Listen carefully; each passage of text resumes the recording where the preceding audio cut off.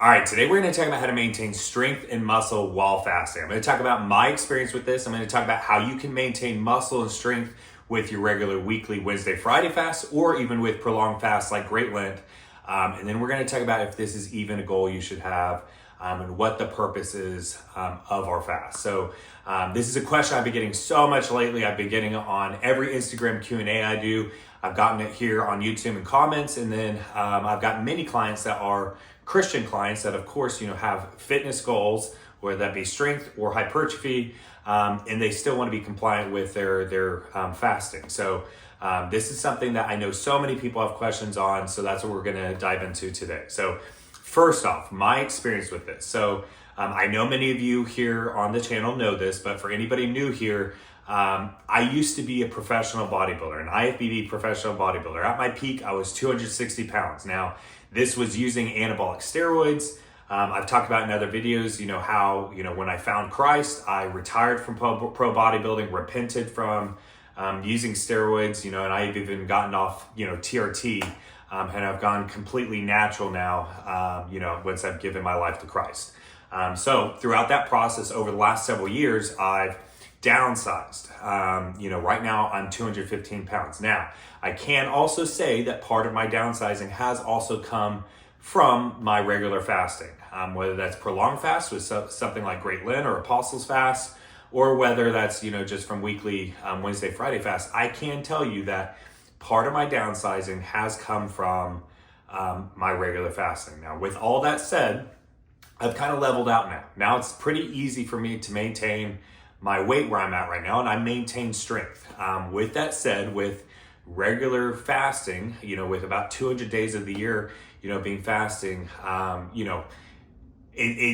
not really going to be going up in strength, and I'm definitely not going to be going up in size compared to what I used to do, prior to being an Orthodox Christian. So, this is a caveat here. I get asked all the time, how I'm maintaining strength and muscle, and to be frank, I'm not really. Now I've kind of hit a level where I can kind of maintain this low baseline what I've got, but this is much downsides from where I was, and that's been a process over the last couple of years since I retired from pro bodybuilding and repented all that. I just wanted to give that caveat that I have not maintained my size with fasting. With that said, you absolutely can maintain a pretty decent base level of strength and muscle.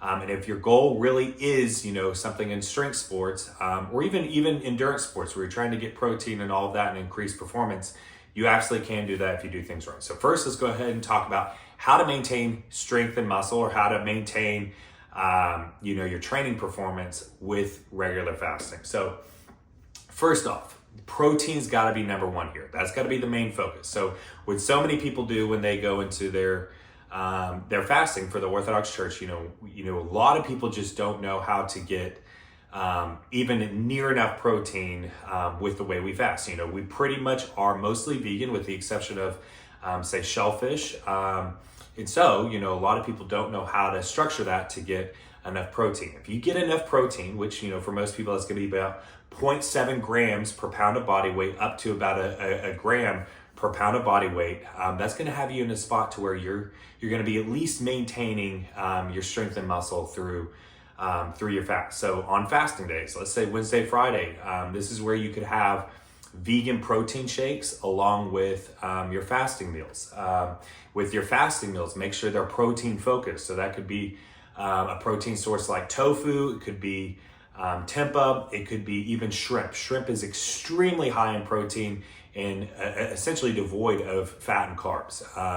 So that's a very, very easy way to really get your protein high. The biggest point I can make here is even if you are doing your fast a little bit more ascetically and you're eating less food than you would on a typical day, which we're going to get into, the purpose of fasting and how I personally fast here in a bit. But if you're eating less food on your fasting days, but you're still getting enough protein, you're going to be maintaining all, if not the bulk majority of your strength and muscle. And this even goes for a prolonged fast like Great Lent. Great Lent, where it's several weeks long, if you are still getting enough protein, you're going to come out the other side of Great Lent and frankly, probably not have really lost much strength and muscle, if any at all. So protein's got to be number one here. Now, number two, if you are trying to build muscle, you're trying to build strength.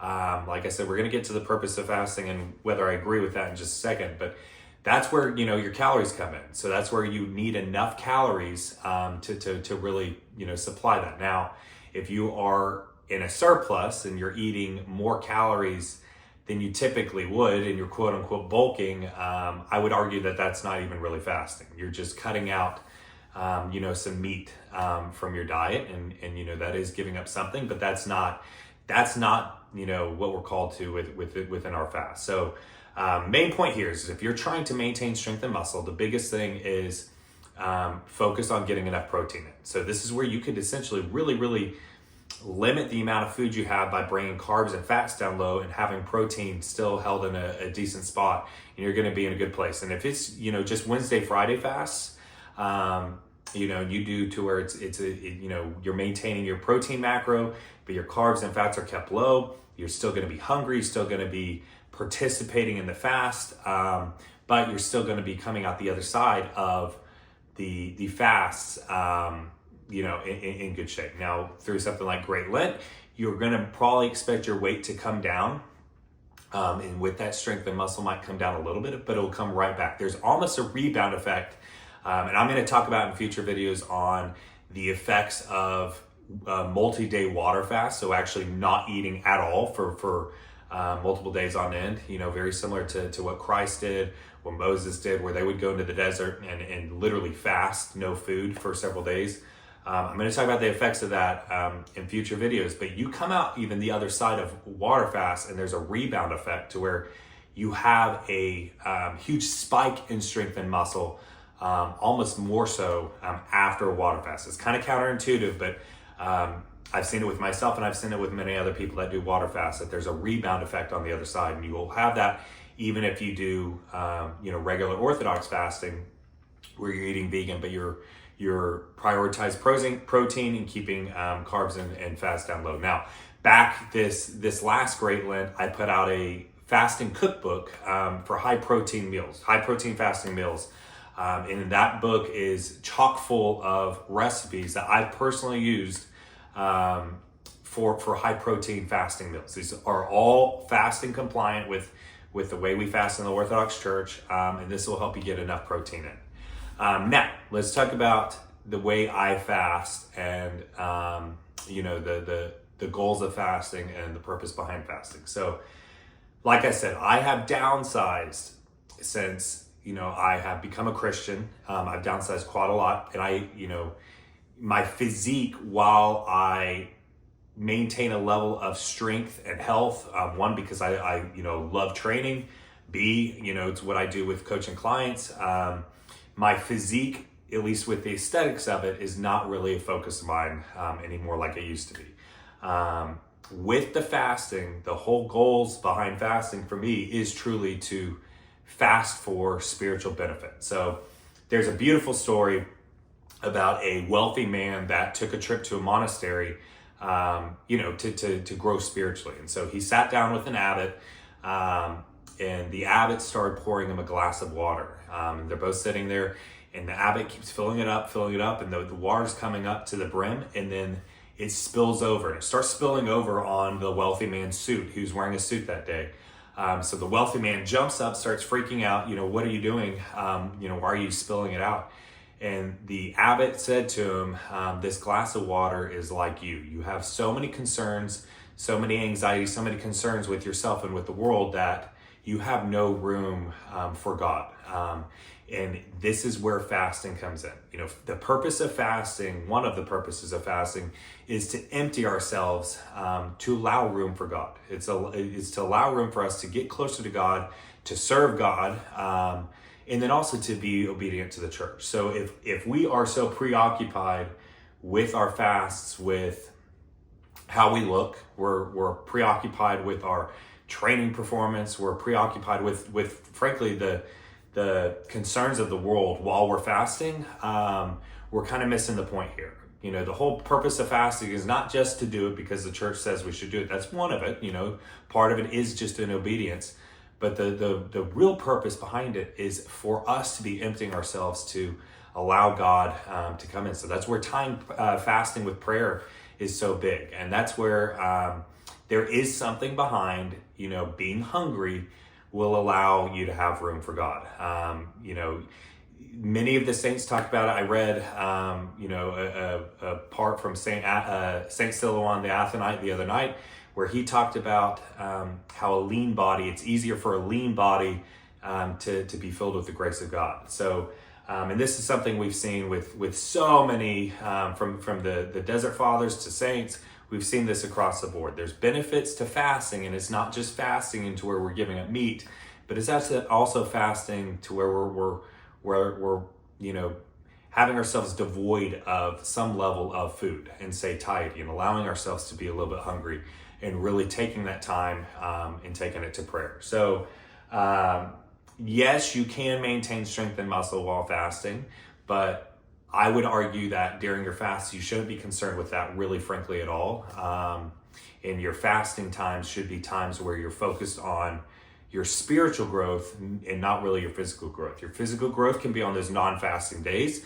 And like I said, you're not going to do so much damage to your physique or your strength or your training performance on fasting days that it just causes you to suffer completely across the board. But our aim of our Christian life is to have more and more love for Christ and God over our entire life. And if we're making it to where our goal is to have the best physique or to have the most strength, and then our fasting days are taken up with being preoccupied with, focused on so much of what we're eating, we're kind of missing the point here. So I totally get where you're at. If this is where you're at, I know so many of you guys that are watching this channel are young men and women that have these goals that I had previously, in my past life, where, I was trying to be, a top bodybuilder. I was trying to have the most amount of strength. Back in the day, I did ultra running and tried to have the best performance there. And while there's growth you can have in those areas, that's not really what leads to spiritual growth. So, just be doing your best to focus on it. And, right now, I think that if you're at a point where you're not fasting at all, and you're not fasting at all because you have these goals, well, then what I would recommend is start fasting now, and start fasting in the way I said, that where you're focusing on protein, you can maintain your strength and performance, but you get in the habit of fasting. And then from there, you can take it more and more ascetic as you kind of following the path in all of this. But these are just my thoughts behind it. Yes, you can maintain strength and performance while fasting for the Orthodox Church, being completely fasting compliant. But always keep yourself in check of what is the true purpose and goal behind why we're fasting. It should be spiritual growth, getting closer to God, serving God, calming the passions, time fasting with prayer, and then of course obedience to the church. But hope you guys got something from this. I could talk on this subject for literally hours on, I'm kind of a diet expert, so diet and nutrition expert. So if you guys got any questions, drop them down in the comments below. Hit that like button if you haven't already. Hit subscribe. All glory to God. God bless y'all. Have a great rest of your day.